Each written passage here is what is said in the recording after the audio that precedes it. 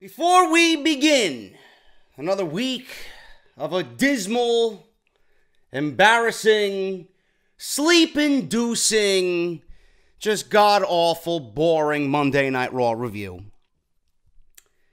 I want to let everybody know that Teespring actually reached out to me yesterday afternoon before Monday Night Raw, and they were so pleased with the progress of our first two campaigns on Teespring for the JD Club t-shirt that they invited me to be a part of this exclusive offer where the t-shirt now is going to be presented in a limited edition gold foil t-shirt.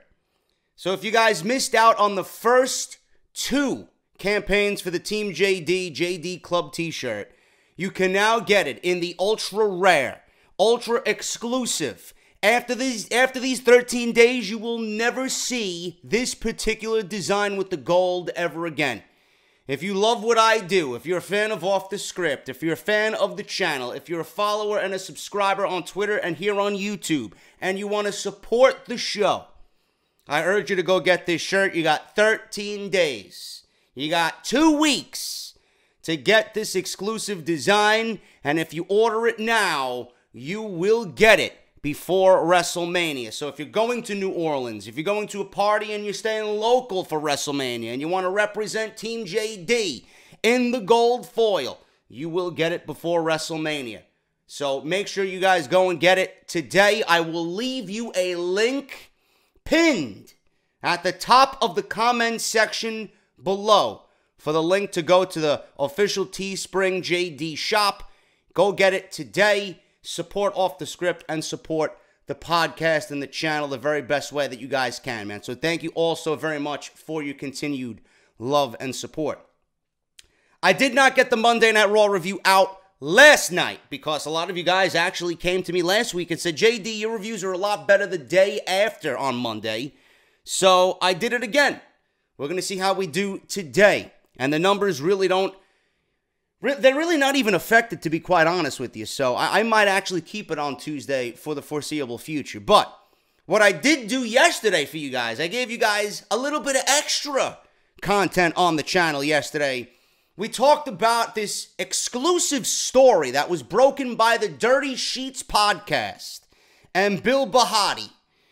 Vince refuses to sign Lesnar to another WWE deal. This entire story, I let you guys in on this exclusive story. I gave you the option of telling me whether it was fact or fiction.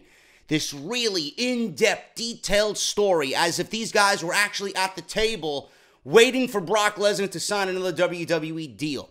So if you guys want to go watch that video, it is live on the channel right now. That went live yesterday around 6:30, right before Monday Night Raw. So if you guys missed that, it is live on the channel right now. It will be linked in the top portion of this video in the right corner with the little YouTube card. Make sure you all go and check that out and support Off the Script Extra yesterday for Monday. Where do I even begin, man? Oh my goodness, if Roman Reigns and the politically charged, agenda-filled promo last week by Roman Reigns wasn't enough, this week they got Paul Heyman doing the dirty work and getting Roman Reigns over in the most slyest of ways. I didn't bring this up last week, and I didn't raise this question last week, but it came to me this morning while I was preparing my cup of coffee here that I actually have to drink black because I have no cream, and I got to get myself to the supermarket because tomorrow we're supposed to get 6 to 12 inches of snow over here. Why don't you fucking go fuck yourself, Mother Nature, please? Anyway. I'm thinking over here. Why is it when Brock Lesnar was building a program with Samoa Joe, why was it that when Brock Lesnar was building a program with Braun Strowman,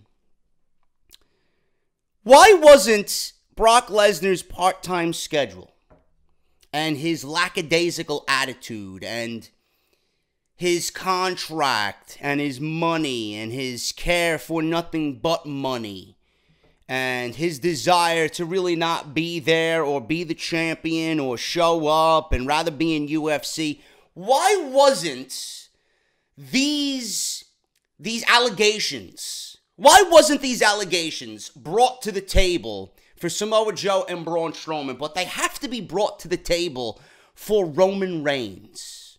Do you want to know why? It's because Samoa Joe didn't need it. Samoa Joe is a guy who is going to go out there and receive an organic reaction. People want to react to Samoa Joe.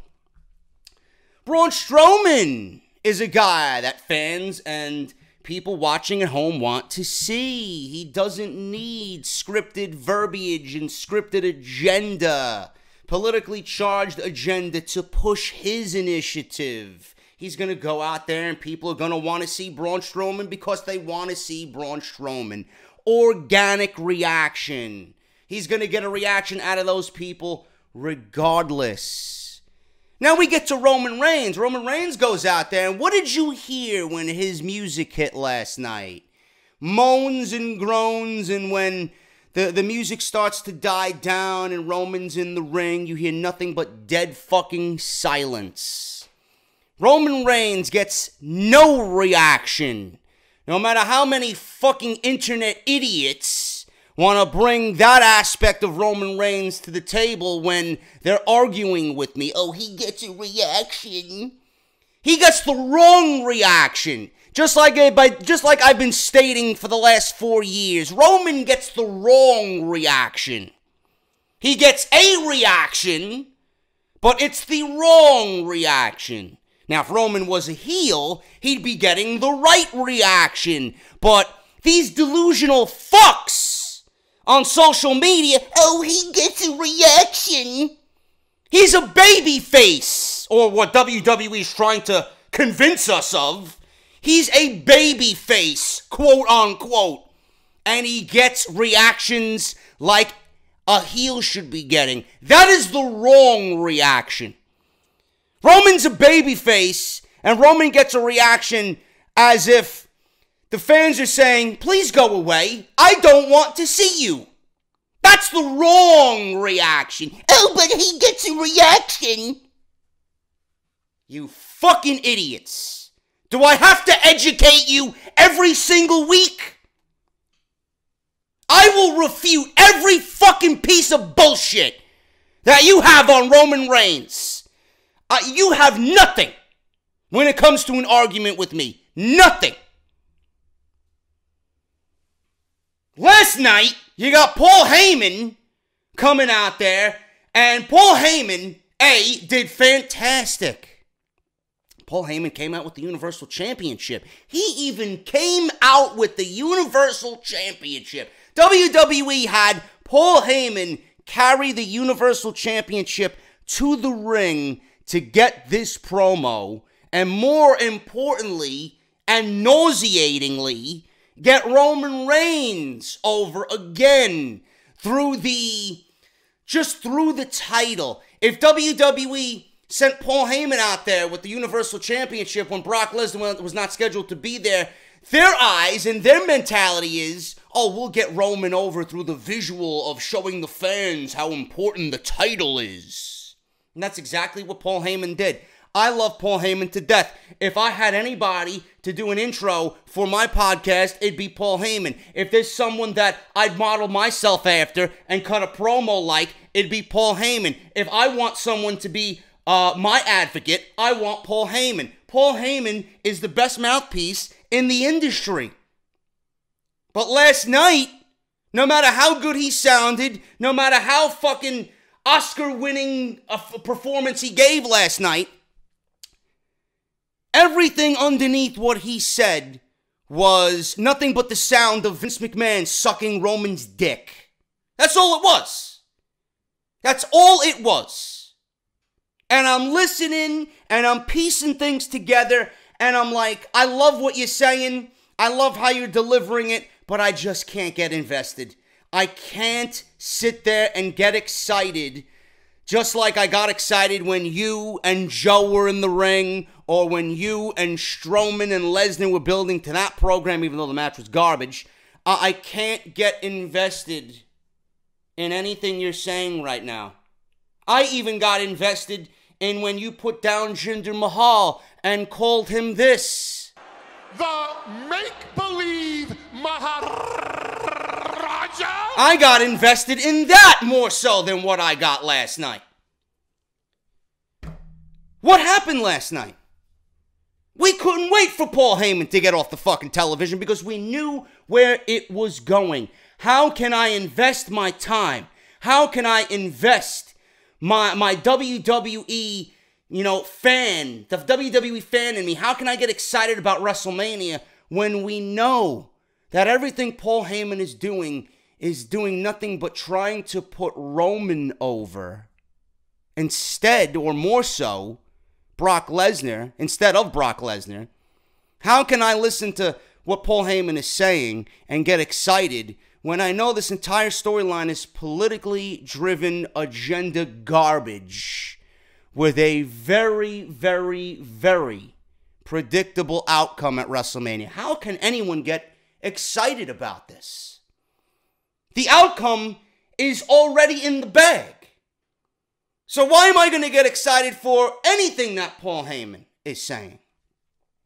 And then when you look at what he said last night, how can anyone not see where WWE is going with this? This is what Paul Heyman said last night. And I tried to take the clip from their YouTube channel, but WWE left out all the Roman dick-sucking parts. This is what Paul Heyman said, and this is what I have transcribed here. Heyman recalls how Reigns came out last week and called Lesnar a bitch. Right? Reigns is calling Lesnar a bitch. That's not enticing the crowd to be like, oh my God, I can't wait to see them fight. I hope you know that the more Reigns is scripted to call Lesnar a bitch, the more he's called a bitch. When Lesnar actually finally comes out and approaches Roman Reigns after all these times he was called a bitch, when he finally gets his hands on Roman Reigns, what do you think is going to happen? Reigns is going to be the one booed, and Lesnar is going to be the one cheered. Because nobody in their right mind, I don't give a shit how old you are or how dumb you are, no one in their right mind is going to listen to anyone call Brock Lesnar a bitch and not want to see them get their ass handed to them. So I don't see how that's going to work in the long run. You can make Roman sound tough, but we all know this is a non-comparable issue. You can't compare Reigns to Lesnar. There's nobody on this fucking planet that thinks Roman Reigns is a believable opponent for Brock Lesnar. In the professional wrestling world, or in any world for that matter. You're not going to have Reigns call Lesnar a bitch 3 weeks in a row and have Lesnar come out and be like, I'm the bigger man than you. When he finally gets his hands on Roman Reigns, people will be fucking going crazy and wanting to see Lesnar shed blood. That's the first thing I thought of. Heyman then raises the title. And then Heyman then says, Reigns, you called Lesnar a bitch. This title is Lesnar's bitch. She belongs to him. Heyman then says Reigns is eyeballing Lesnar's bitch, but you can't have her. Heyman goes on and on and on about Reigns wanting to become the champion because of his bloodline. This is where the Roman dick-sucking parts start coming in. Oh, he's got the family lineage. And then Heyman says Reigns won't have to pry the title from Lesnar's cold, dead hands. He will have to take it from Lesnar's hot, competitive fingers. Again, just hyping up that Lesnar's just not going to roll over and hand Reigns the title, right? He's going to go down in a fucking flaming fury. Heyman goes, which is going to enhance Roman's win at WrestleMania even more so to fucking WWE management. right? Heyman goes on about how the title, the universal title, Heyman goes on and says that the universal title means you're the best, that you're the biggest dog in the yard. Heyman says it's not how bad you want the title, it's how bad the title wants you. Heyman goes on about the sacrifices that you have to make being champion, and says his client will be here next week, so Reigns can say whatever he wants to say to Lesnar to his face. He goes on to say, if your father comes down with an illness or is injured and you're the Universal Champion, you won't be able to go see your father. You have obligations to defend that title, right? And when Monday Night Raw after WrestleMania comes around and you got the Universal Championship, you got to be in front of everybody on one of the biggest days of the year. Going on and on about what it means to be champion and how the championship is a huge responsibility. I wanted to fucking vomit listening to Paul Heyman spew this bullshit. This is another politically charged promo for WWE to get Roman over this week through how important it is to be the champion. And if you are the champion, what that title makes you. So WWE is already foreshadowing what Roman is going to be because he's going to beat Brock Lesnar at WrestleMania. It's disgusting. It's disgusting. I couldn't wait for Paul Heyman to just drop the mic and just shut the fuck up. It's ridiculous. You know? When he put Joe over, it was warranted. It was organic. It was real. It's legit. When he put Braun Strowman over, it was organic. It was natural. It was legit. It was warranted as well. When he's putting Roman Reigns over, it sounds forced. It sounds politically driven. It doesn't sound legit at all. It's not what the fans want to hear. It's not what the fans want to see. And it's not what I expect out of Paul Heyman. It's not what I expect out of Paul Heyman whatsoever. And it's only going to get worse as the weeks go on. We got 5 more weeks of this garbage with Roman Reigns. When Brock Lesnar is physically there face to face, everything that WWE has attempted to do in the last 2 weeks will blow up in their face. There is no one watching at home or no one that's going to be in Detroit next week for Monday Night Raw that will want to see Reigns get one over on Brock Lesnar. Nobody. The more you poke the bear, the more the fans want to see the bear feast. And that's exactly what's going to happen next week in Detroit. If Lesnar, after these 2 weeks, is so angry and is face-to-face with Roman Reigns, when the bear is looking to hunt and feast, the fans will ask for bloodshed. Believe me. Believe me. This was a great promo in delivery, the execution, and the meaning behind it. Again, just as nauseating as Roman Reigns the week before. Roman Reigns actually came out on Monday Night Raw. I was hoping we didn't see him for the week, but Roman Reigns had to come out anyway. Paul Heyman responds to Roman Reigns, and again, attention to detail in how WWE is looking to make Roman so righteous and look like the superhero. This is Paul Heyman here on Monday Night Raw. After all the nauseating parts were cut out, Paul Heyman responds to Roman, and then Roman meets Paul Heyman face to face. Hey, Roman, what's the biggest victory of your career? Last year, in the main event of WrestleMania, when you defeated The Undertaker.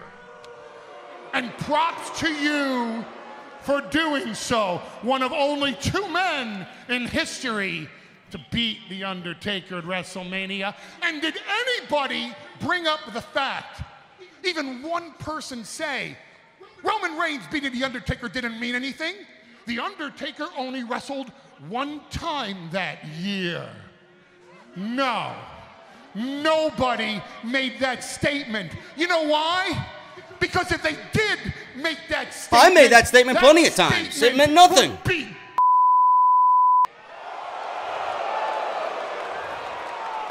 The Undertaker is The Undertaker 365 days a year. You beat The Undertaker. Props to you. Brock Lesnar is Brock Lesnar. 365 days a year. Except at this WrestleMania, you ain't beating Brock Lesnar. And you're not taking this title away from Brock Lesnar. And if Roman Reigns doesn't like what I'm saying, then next week, right here on Raw, he can do something about it. Because next week, right here on Raw, I will bring out Brock Lesnar. Brock really is a isn't he? By the way, before Roman actually again called Lesnar a bitch, the title was laid out in the ring, on the mat. Roman Reigns comes in and approaches Paul Heyman and tells him to pick up the title. Show respect for the title. I don't know if you guys caught that last night. Show respect for the title, right? Again, presenting or at least trying to attempt to just portray Roman in this righteous light, like you can't have the title on the ground, show some respect for the title. Coming from the same guy who carries the Intercontinental title as if he's fucking walking to homeroom in high school. Give me a fucking break. Enough with this fucking righteous, I'm gonna do right by WWE Roman Reigns. It's so fucking garbage. And I'm not even asking for, all I'm asking is that he shows up. They aren't asking for much. All they're asking is that their champion shows up to work. Give me a break. Yeah, we're asking for a lot too, right, WWE? I ain't asking for much. I don't want to see this guy shoved down our throats 4 years in a row. Given the keys to the kingdom after failed attempt, after failed attempt, after failed attempt, and this one being the fourth attempt. I ain't asking for a lot. Want your champion on Raw. Yeah, I want my champion on Raw, not Roman Reigns. But that's not even enough, y'all. We don't want Brock to just show up. We want Brock to actually want to be here. So I'm going to keep this real simple, Paul. You said Brock is going to be in Detroit next week for Raw. Well, that means so am I. Oh, you know why? And the people are going to want to see bloodshed, like I said. To tell Brock that he can say whatever he wants to my face. But you just make sure that he doesn't come dressed for a promo segment. Ooh, how tough. How he tough. Comes dressed for a fight. Yeah, how tough. Yeah, sure. Whatever, dude. This fucking angle, this match, this storyline is so fucking garbage, dude. I can't get invested. I can't get invested in something that I know is overly predictable. And predictable isn't bad. If the story leading up to it is that damn good, then I don't mind it being predictable. But in this case, it's not. And I'm giving you every reason why it's not, and it will not get better. People, open your eyes. Open your eyes to what WWE is saying. Listen to what Reigns is saying. Listen to what Heyman is saying. It's all to get Roman over. It's ridiculous, and I can't stand it. I honestly can't stand it. Moving on. Stephanie McMahon and Triple H make the match official with Kurt Angle and Ronda Rousey, the mixed tag team match that everybody and their mother has been reporting is indeed going to happen at WrestleMania. Now, my thoughts on this: A, it's expected, or it was expected. B, the segment, though, was okay. I'm not going to say it was the greatest segment in the world. Stephanie doesn't make any segment great just by her presence. Her mere presence is something that makes me want to reach for the remote control and not watch. She doesn't have the same character or the same charisma that her father had. So whatever they're planning here with Stephanie and Ronda moving forward, Stephanie playing the role of Vince and Ronda playing the role of Stone Cold back during the Attitude Era, it will never achieve those heights. Stephanie doesn't have the character, she doesn't have the charisma, and she just doesn't have the TV presence to make me want to continue watching. This entire segment, though okay, was very flawed, okay? Ronda Rousey, again, comes out smiling. After last week and what happened to Kurt Angle, Ronda Rousey coming out should not be smiling. You should not be smiling. You showed up at the Royal Rumble, you're happy to be there, fine. Okay? You smiled. You showed up at the Elimination Chamber before shit went down, you smiled, fine. You showed up last week, no smile. I expect the same thing going forward all the way till WrestleMania. There should be no more smiling from Ronda Rousey. None.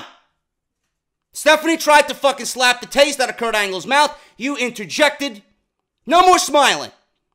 Ronda got physical. Ronda pulled Stephanie's hair basically from the head that she has there on Monday Night Raw.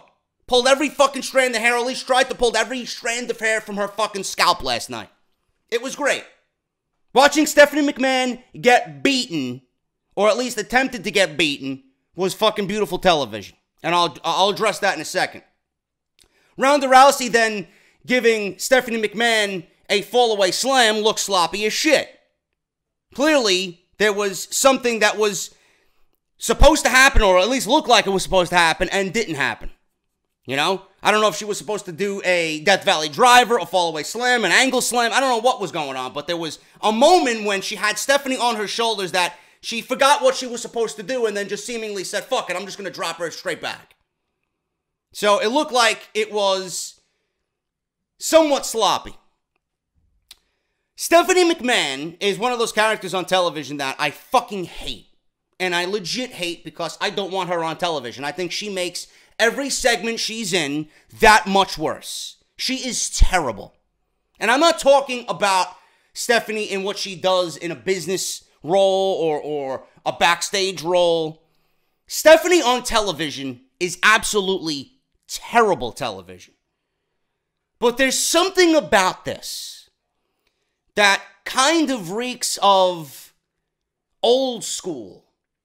It reeks of something that when we used to watch wrestling back in the day as children, we really didn't watch it like we watch it now as adults, critiquing every little thing, right? When we watched it as little children, we always cheered for our favorites to go over whomever they were in the ring with, right? We always chose for our heroes to go over the villains. Stephanie in this role, and it's not done intentionally, it just comes off that way because I fucking can't stand her. I hate Stephanie McMahon with a passion. But Stephanie, even though everybody hates her, has that role of villain down so much through actual legit hatred that I think everybody's going to want to see Ronda Rousey legit beat the shit out of her at WrestleMania, and we're going to mark the fuck out over it. So even though we legit hate Stephanie McMahon being on television, having Ronda on television as well, beating the shit out of Stephanie McMahon, is going to give us that feeling of when we used to watch back in the day as children. And I can appreciate that. It's not done intentionally. It's done unintentionally because we hate Stephanie McMahon so much and we want to see Ronda Rousey, another female, beat the living shit out of her. Simple as that. Kurt Angle, I don't know, man. It's getting harder and harder to watch Kurt Angle every single week on television. I don't know what the fuck's going on with him. You know, it looks like he's just completely out of his mind. You know? But whatever the case may be, this match is made for WrestleMania. Stephanie McMahon and Triple H versus Kurt Angle and Ronda Rousey. Obviously, WWE was hyping this up as the dream match that we never thought would happen, etc., etc. That's the way the show started off. And Rousey was proclaiming that her WrestleMania match was in her contract. Stephanie says that she could have any WrestleMania match she wants as long as it's not for a championship. So this is Ronda Rousey getting her WrestleMania match against Stephanie and Triple H on Monday Night Raw. You understand that you did sign a WWE contract, right? We gave you your dream opportunity, the one thing that you have wanted your entire life, to be a part of WrestleMania.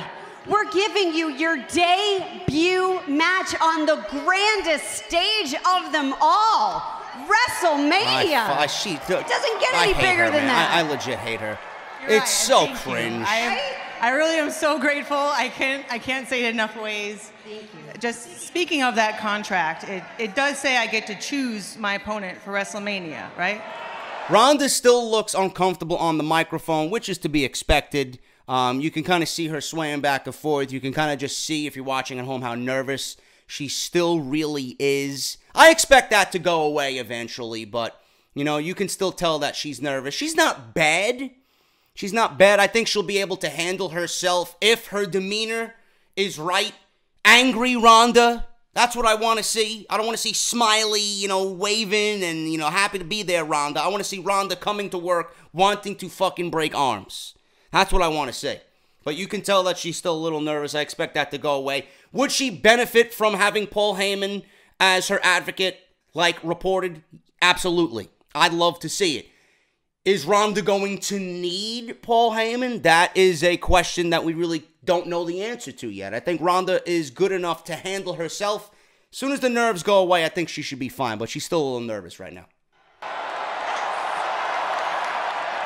As long as it's not a champion, a current champion, and as long as that person is a member of the active WWE roster, yes.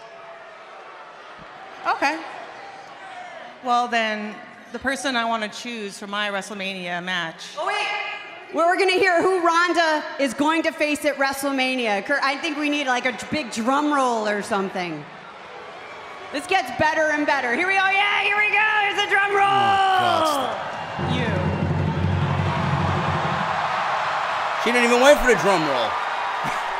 Stephanie Ronda didn't even wait for the drum executive roll. of this company. Stephanie is the commissioner of Monday Night Raw. She is your boss. I thought you weren't here tonight, Triple H. Yeah, well, surprise, I'm here. You're right. Stephanie is a WWE executive, and she has a contract that states that. Thank you. But she also has a second contract as a WWE superstar. I make the matches. You will be facing Ronda at WrestleMania. I know someone else with a second contract, and that's you, Triple H. And I told you after Survivor Series, if you ever attack me again, I'm coming for you. So Ronda, if it's okay with you, it's not gonna be you and Stephanie. At WrestleMania, it's gonna be Triple H and Stephanie McMahon versus Ronda Rousey and me!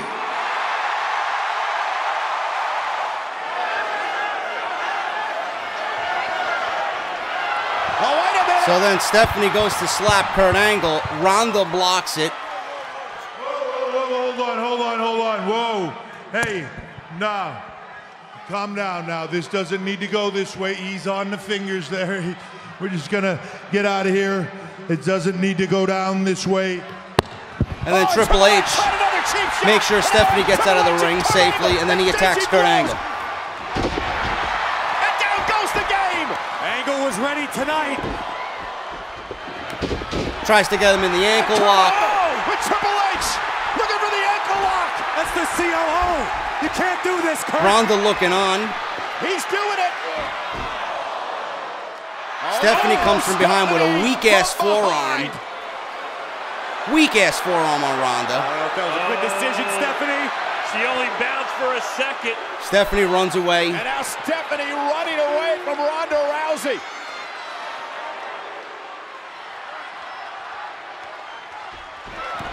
Triple H looking for a pedigree on Kurt Angle. Oh, an Angle though. Angle blocks the pedigree, goes to another ankle lock. Stephanie comes back, tries to help her husband now. Triple H getting a preview of what it may be like got it sunk in, too. Kurt Angle. Stephanie pulls Triple H from Kurt Angle's grasp. And then Ronda walks over and pulls Stephanie from the top of her head by her hair into the ring. Oh, this is terrible. And now it may be Stephanie's turn to get hers. Get out of there, boss.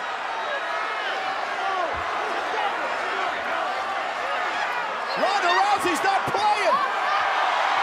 She's not playing at all. Oh, God!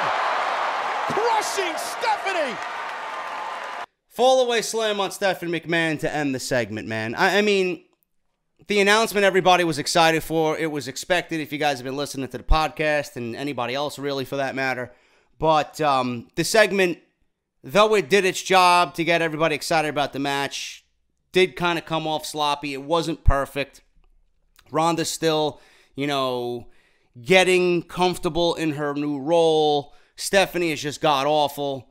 So, it is what it is, man. The match is made. Ronda and Kurt Angle versus Triple H and Stephanie McMahon at WrestleMania. We'll see what happens at WrestleMania. Hopefully, Ronda at WrestleMania in 4.5 weeks, 5 weeks. We're going to see a lot from her training and what she's done. And I think it's going to be a great way to get Ronda, the exposure that she needs to get her WWE career started. I think Ronda is paying off right now for WWE, and it's going to be something that we're all going to be paying close attention to come April 8th. John Cena. John Cena comes to Monday Night Raw to talk about SmackDown Live. I guess I understand that from a business aspect because he's a free agent and WWE's trying to play both shows through John Cena. But then he gets interrupted by Goldust in one of the most, and I use this, no pun intended, as one of the most bizarre segments that we've seen in a very, very long time on Monday Night Raw. John Cena talking about AJ Styles and Dolph Ziggler and Baron Corbin and Sami Zayn and Kevin Owens in this six-pack challenge, saying that he's going to win the WWE Championship for the 17th time. Records will be broken at Fastlane. He's going to go on to WrestleMania and challenge Shinsuke Nakamura for the WWE Championship. And then John Cena was stating, AJ is phenomenal. I urge you to invoke your rematch clause at WrestleMania, giving us AJ Styles versus Shinsuke Nakamura versus John Cena in a triple threat match. Sorry, John, not what I want to see have happen at WrestleMania. But after all this was said, Goldust, of all people, comes out and wants to shatter John Cena's WrestleMania dreams. Do you now understand why I want Raw on Fox 5? Do you now understand why I want Raw at 2 hours instead of 3? What business does Goldust have on Monday Night Raw during WrestleMania season, being thrown into a major storyline where he absolutely has no business being in? Why are we seeing filler on Monday Night Raw on the road to WrestleMania concerning Goldust? What sense does any of this make? Did you really need to fill out 20 minutes of television through Goldust? Why was this even a fucking promo segment on this show? It's as if someone was playing WWE 2K18 and they had John Cena as one of the players chosen, and then they hit the square button and the randomizer's fucking going through 211 fucking characters and Goldust pops up. There you go. There's your segment for Monday Night Raw. How am I supposed to get excited about this? Does this feel like WrestleMania season? I don't understand why I should be anywhere near excited about this. Goldust wants to shatter John Cena's dreams. Yeah, if this was Goldust of 20 years ago, maybe I'll consider it. But Goldust in 2018? That is just terrible television. And television that didn't make any sense. Nobody believed Goldust was going to shatter John Cena's dreams. Are you fucking kidding me? Now, if Batista came out of nowhere and he comes and interrupts the segment, then maybe you'll catch a few eyeballs wide open paying attention to the segment. Instead of people fucking moaning and groaning and falling asleep and dreaming of fucking Munster cheese in Milwaukee, Wisconsin. John Cena wants to go to WrestleMania and Goldust is here to shatter his dreams on the road to WrestleMania. Now, as the only free agent in WWE, I understand the right to compete on Raw and on SmackDown is a privilege, and I do not take it for granted. I see some of you scratching your head, well, why are you here on Raw? Why don't you do this on SmackDown? The reason he gives here, I actually appreciate. It's not that easy. I actually appreciate the reason John Cena gives here. here. There is a six-pack challenge for the WWE Championship. And with what I have to say tonight, there is no way Baron Corbin, Sami Zayn, Kevin Owens, Dolph Ziggler, and above all else, AJ Styles will just sit by and allow me to say what I have to say uninterrupted. I actually appreciate that very, very much. That makes Because a lot of fucking sense. Wow, WWE can write logic. This Sunday at Fastlane, a record that has stood for nearly 20 years in the WWE will be broken. And for the past few weeks, I have been smothered in criticism that I have just been handed every piece of success, that I do not earn opportunity, and the only reason I stand here is to hold people back.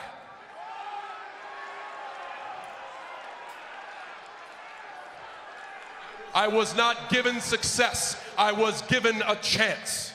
And with that chance, I earned opportunity when I beat AJ Styles in the middle of this ring. 1, 2, 3. Could have went about it a different way. And amidst all the adversity and opinion, I have not, am not, and never will be a man to step in this ring and hold anyone back. When I win on Sunday, the critics will come from everywhere saying I've robbed AJ Styles of a WrestleMania moment. No, no, no. AJ, I am encouraging you to make a greater WrestleMania moment. Use your rematch clause right away and on the grandest stage of them all. For the WWE Championship, it will be a triple threat match. Shinsuke Nakamura versus John Cena versus AJ Styles at WrestleMania. There he is, ladies and gentlemen, your leading man, John Cena. Like I said, this is going to be interesting. This is garbage. How could anyone take this fucking seriously? Are you kidding me? Now listen, all my dreams, they've never had that perfect ending story. It seems like they've all been just taken from me, just like that, just like that. All of my dreams, the dreams of pretty little rainbows have turned gray and very, very evil. Yeah, if Goldust wasn't given stop and start pushes every fucking year, today. 5 times a year, maybe I'd believe him. But the fact that this guy's off television, why should I listen to anything that comes out of his mouth? You want to go to WrestleMania and compete for the WWE title. That is your dream. Well, I'm taking control right now of this here silver screen as your new director. As your new director for this epic motion picture, This is weird. John Cena. And tonight, your dreams will certainly be shattered. But why? Why? What agenda did Goldust have to come out there and even be a part of whatever he was saying? Why? Completely fucking random, and it made no sense. Oh, but you want more people on the show to make it unpredictable.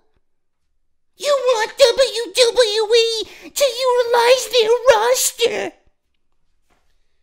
You have to understand that you can't keep somebody off of television in a non-important role for 11 months out of the year and then randomly in the middle of March during WrestleMania season have him come out there and have him make any impact whatsoever in a major storyline that's going to result in John Cena ending up against The Undertaker at WrestleMania. I don't know what to say.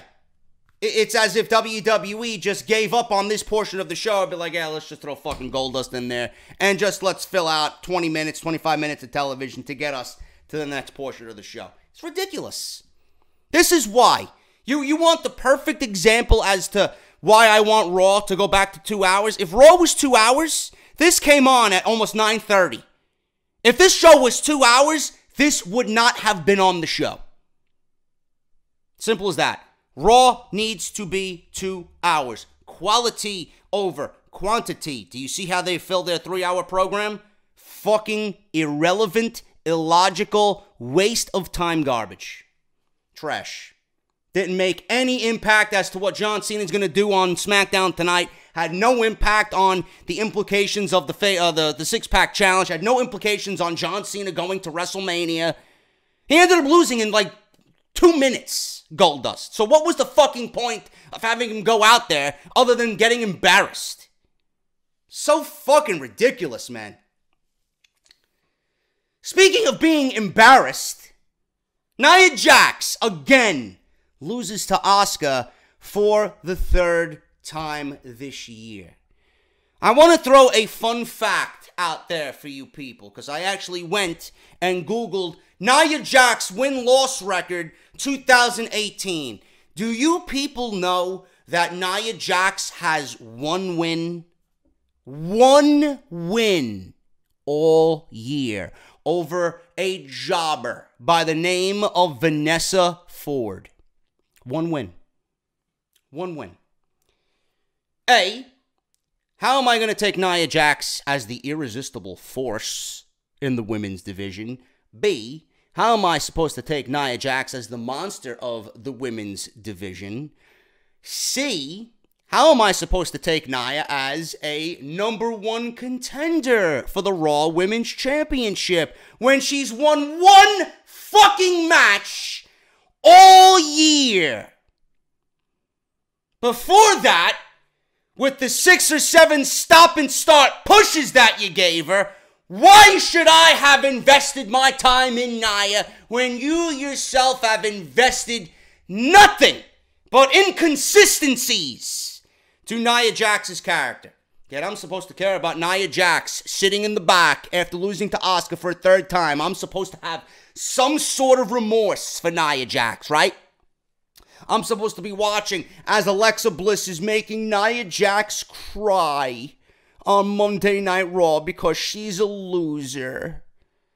The only positive that comes out of this is, I hope it ends up being this way, because if not, then WWE storytelling is just that fucking bad.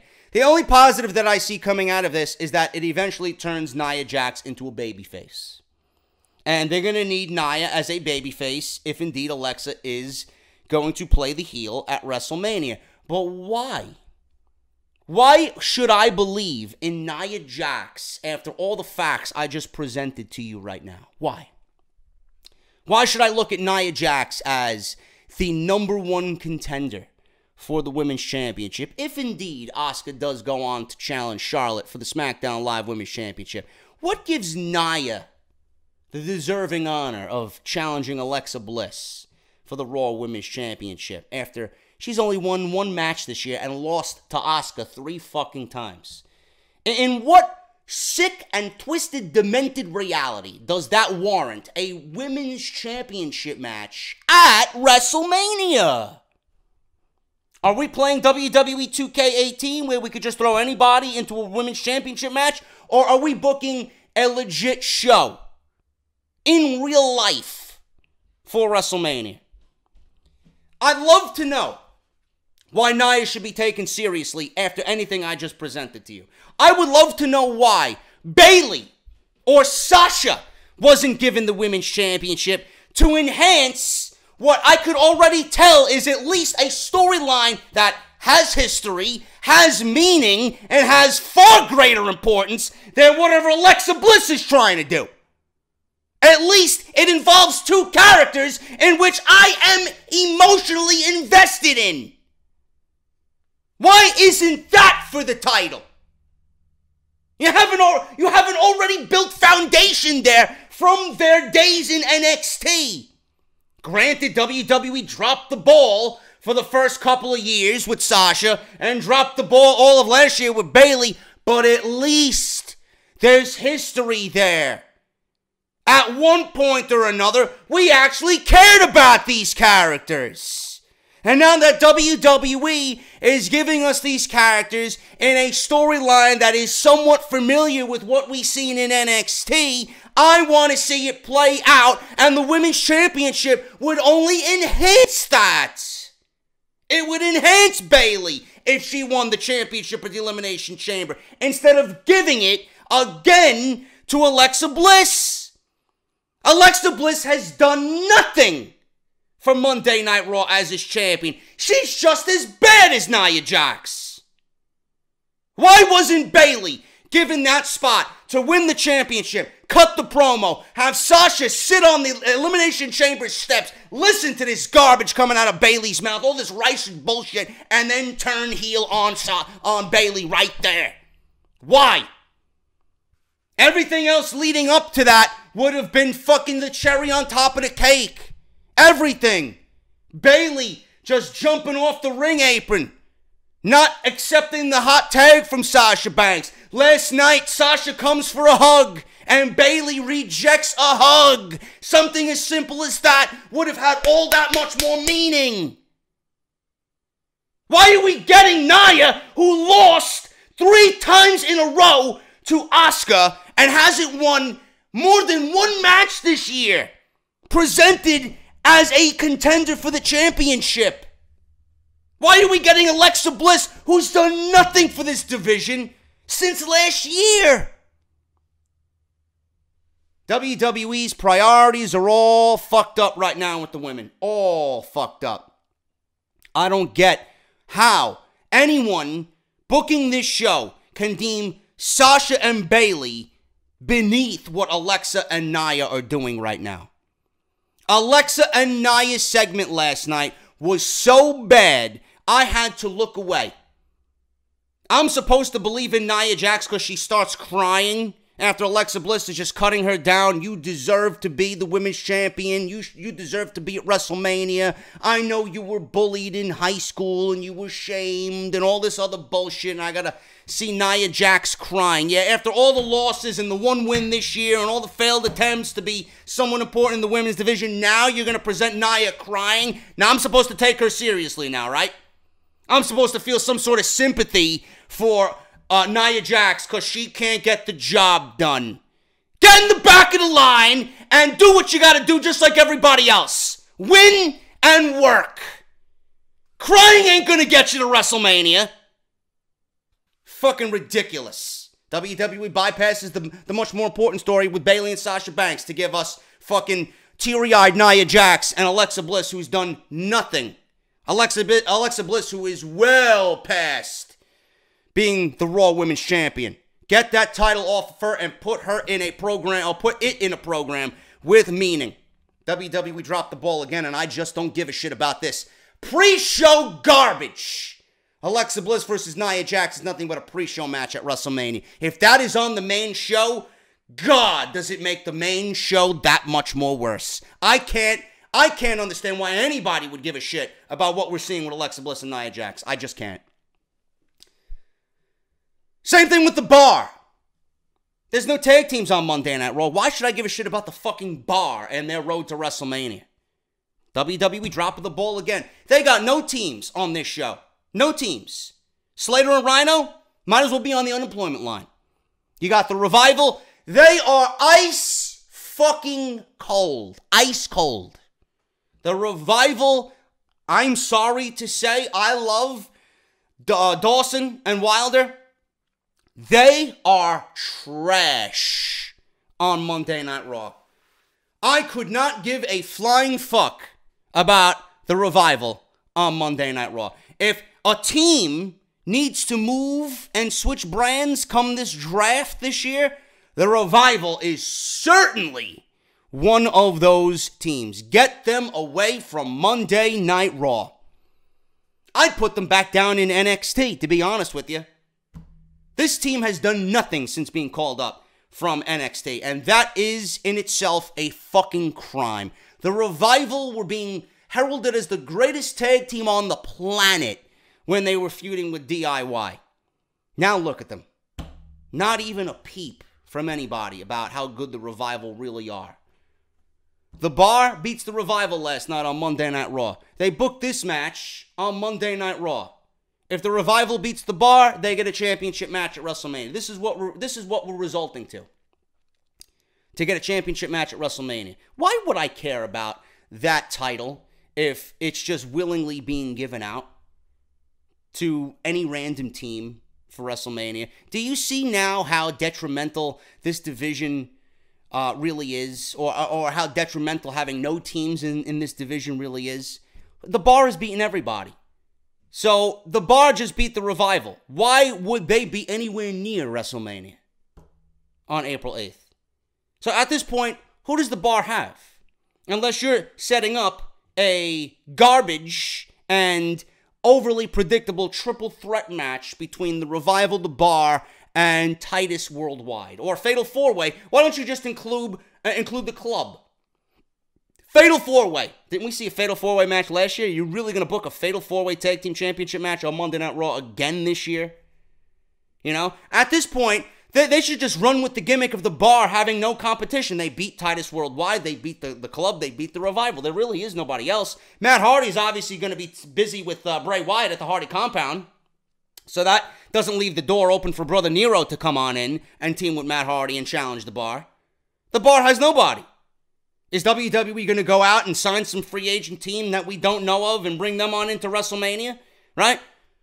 Who's the WWE going to bring on into WrestleMania to have the Bar fight? Are they going to call up somebody from NXT? What's going on here? I don't see any of those situations happening. And more than likely, we're going to get a Fatal 4-Way match at WrestleMania with some unpredictable fucking finish. Titles are probably going to be given to somebody else. It's absolutely fucking piss poor writing. Why would you have the Bar beat the Revival?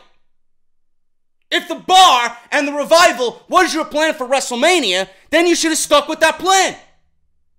The Bar didn't need to win over the Revival. The Revival is ice cold. They need to win at all costs on the road to WrestleMania. Now you just made me not care about the Raw Tag Team Championships at WrestleMania. Finally here, before we get into what the results were for the show, because there was a lot on this show that I just wanted to dive on into. How many more gimmick matches are they going to put Braun Strowman in? You know, I had a few people text me last night saying, WWE, again, putting Braun Strowman in a Symphony of Destruction match. Really?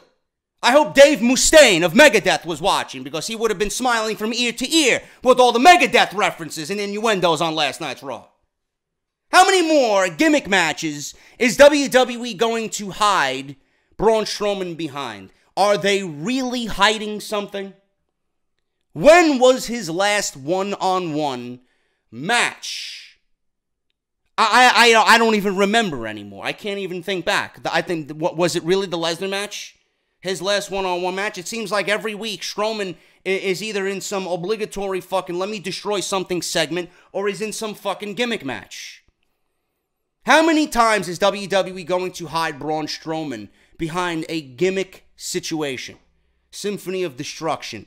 You know, pulling down fucking, you know, stage lighting and all this other shit on Monday Night Raw.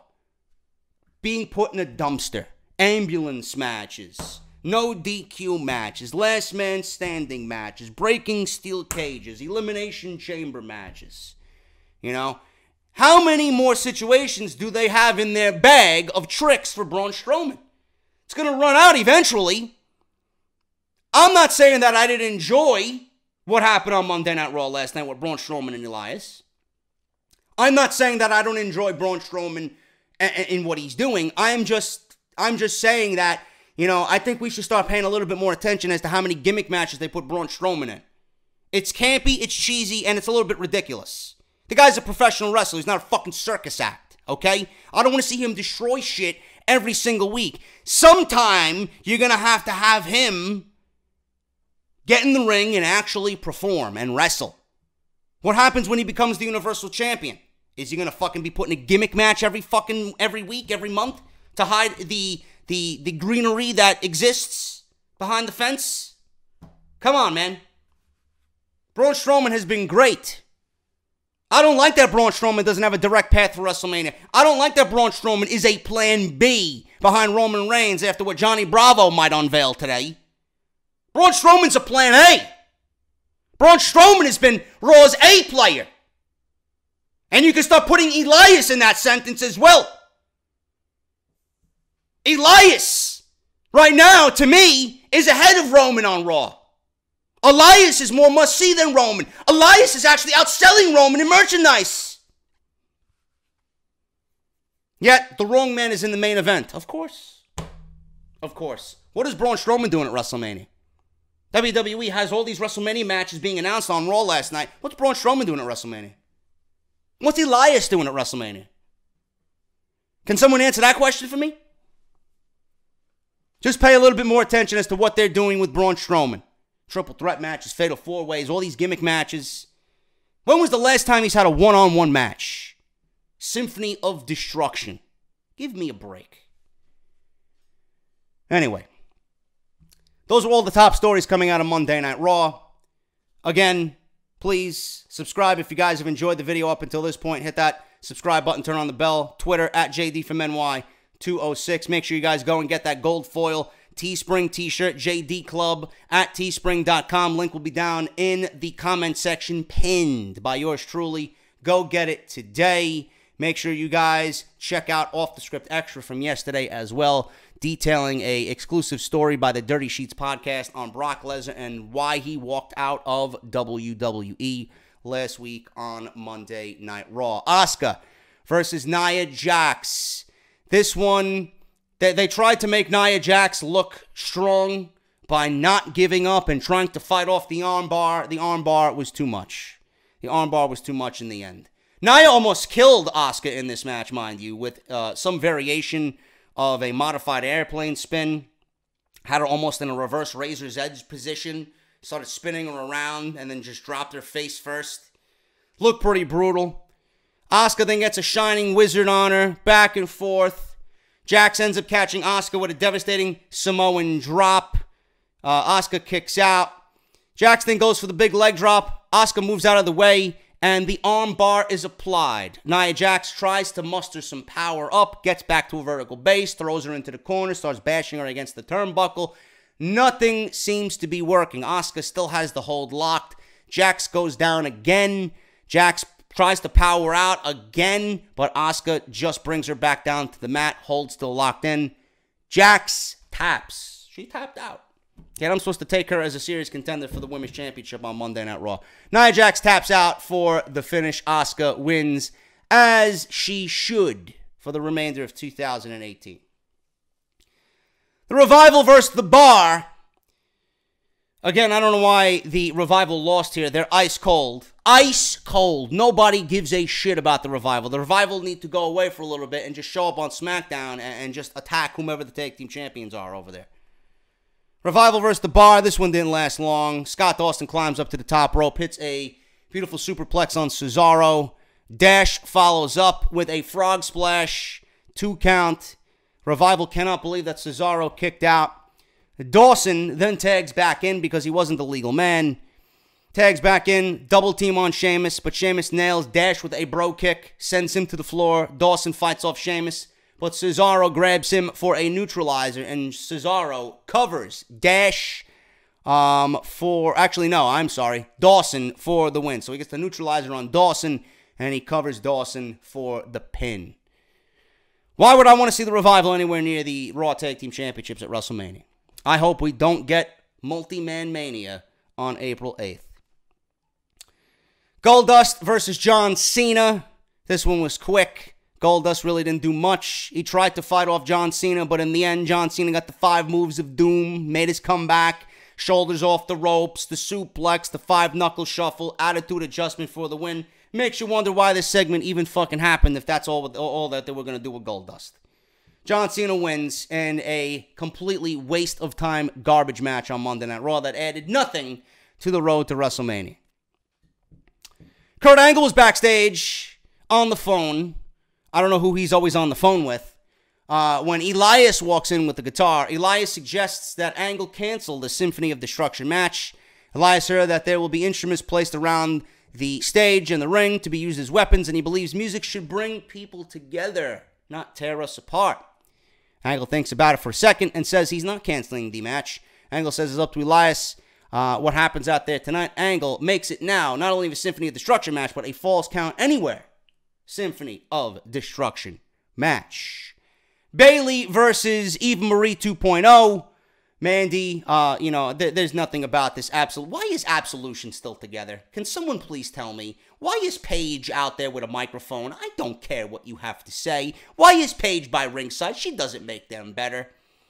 In fact, Paige actually makes them worse. They're not even utilizing Paige in a way that's making these women better. All these women do is come out with Paige as if Paige has any great presence on WWE television, as if anything that Paige has done is going to rub off on Mandy Rose and Sonya Deville. Yet you got these 2 women coming out with Paige's music, meaning they have no identity.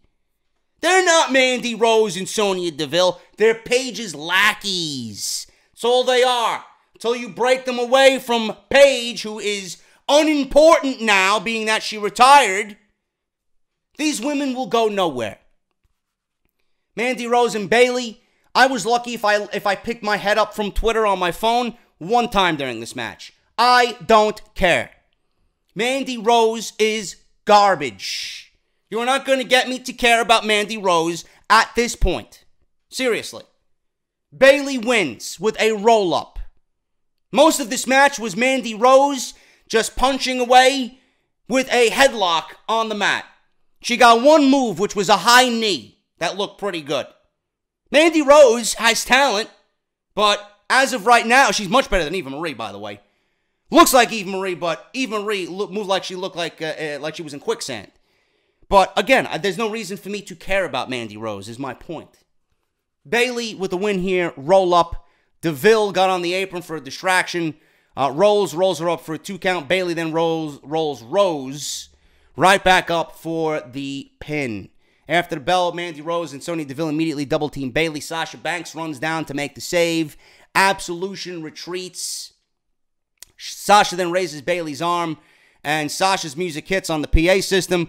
Sasha approaches Bayley for a hug, but Bayley walks away and refuses a hug and leaves Sasha in the middle of the ring. Heel turn coming. Why isn't title for this feud instead of the other one? I don't understand. I don't understand. Symphony of Destruction match. Elias versus Braun Strowman. This was entertaining. Elias played piano. Elias played the drums. Elias had a great tune about Milwaukee. Elias may be the most talented man walking the face of the planet. Elias is great. The fact that he plays drums and piano even more so, to me, means he should be an Intercontinental Champion. At least. At least. I was hoping when he picked up the guitar, he'd start strumming, you know, the main riff to Tornado of Souls by Megadeth. Or at least give me some fucking drum solo. You know, but we didn't get any of that. Can we get Megadeth performing at WrestleMania, by the way? I think that'd be fantastic.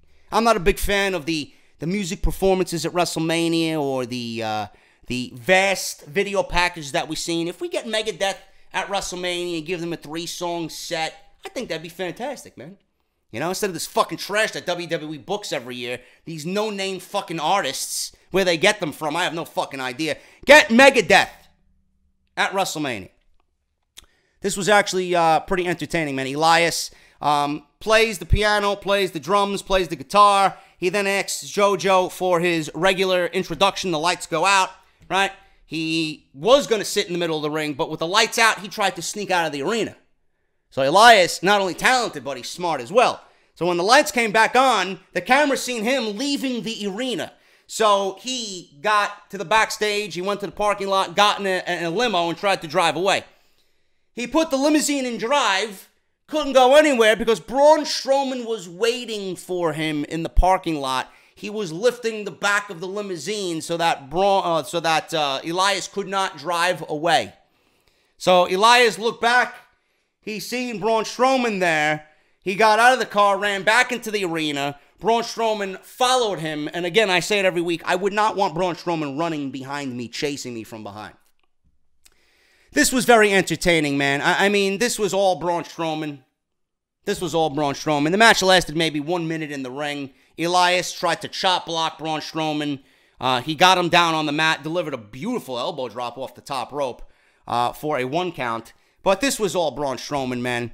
Braun again broke the double base over Elias's back. He then hilariously played piano. He was just jamming the fucking keys. And he then said, fuck it. He broke the piano over Elias's back. He lifted the piano up and then just slammed it across Elias's back. Covered him after that. 1, 2, 3. It was all over. Corey Graves with the Megadeth references on commentary, which, again, makes me an even bigger fan of Corey Graves. I kind of knew he was a metalhead anyway, but the fact that he threw in some Megadeth album references there, it was great. Braun Strowman even threw in a Megadeth album reference when he mentioned Countdown to Extinction during the pre-match promo. But Corey Graves, I don't know whether he mentioned Rust in Peace, I think he mentioned. I'm not sure if he mentioned Peace Sells or Who's Buying or some shit like that. But he mentioned some Megadeth album titles, and he even mentioned that he should get free Megadeth concert tickets when they're in town next. Just because of what he said on commentary, man. It was great shit. Nice little innuendos. This was the most entertaining portion of the show. We have to resort to Megadeth innuendos on Monday Night Raw to find any entertaining qualities of this show. And again, Braun Strowman in another gimmick match. How many more does WWE have up their sleeve? Bray Wyatt versus Rhino. Sister Abigail for the win. This match barely lasted 45 seconds.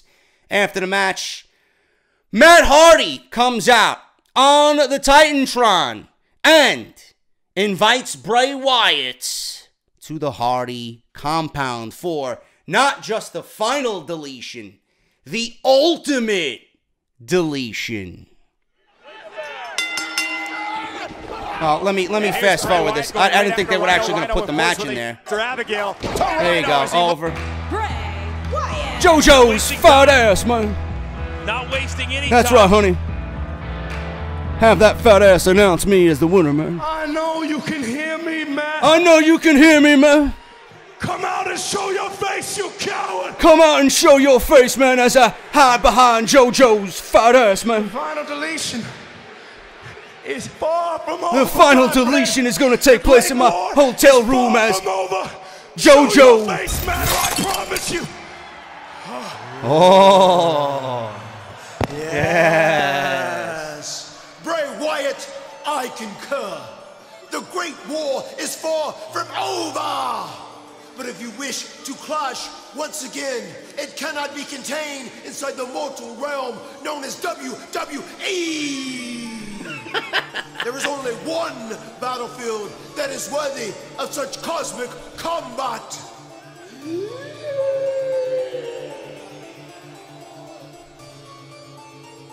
The Hardy Compound!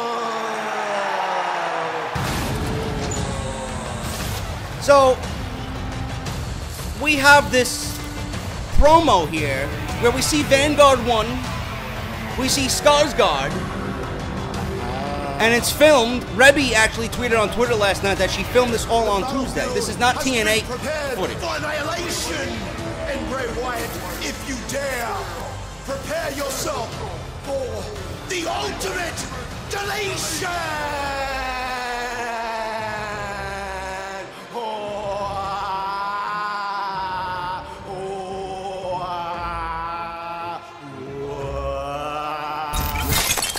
So it looks like we're getting a gimmick match, the Ultimate Deletion at WrestleMania. I have mentioned that, I enjoyed what they did with Roddy Piper and Goldust back in Hollywood. I think that was WrestleMania 12. For that match, that Hollywood Backlot Brawl that they had. I'm assuming that the Hardy Compound stuff is going to be filmed, or this whole match might be filmed. I don't know if they're going to be in the arena at some point, but I assume not, being that the Hardy Compound is in South Carolina. But this match may be on the main show. In fact, I think it should be on the main show. And it's going to be one of those gimmick matches that, unfortunately, the people in attendance at WrestleMania are going to have to watch on the big screen. So it's going to be great. I can't wait to see what they do with this. Matt needs to be in creative control of this. Borash is there. Maybe he gets some ideas from Borash. I don't know. Rebby, I love to see everything involved here. Skarsgård, Vanguard 1, Senor Benjamin, the Lake of Reincarnation, everything that made the final deletions in TNA so memorable. I hope that WWE lets Matt Hardy's creativity run wild here with this. But on top of that, it has the WWE production and the WWE budget. So I can't wait to see what they do with this, man. It should be very, very fun. I wish for this feud to be ultimately deleted because I just don't care about Bray Wyatt. But this, and having this happen at WrestleMania, again, it's intriguing, it's interesting, it's got my interest, and I can't wait to see how they produce their own version of the final deletion with Bray Wyatt and Matt Hardy.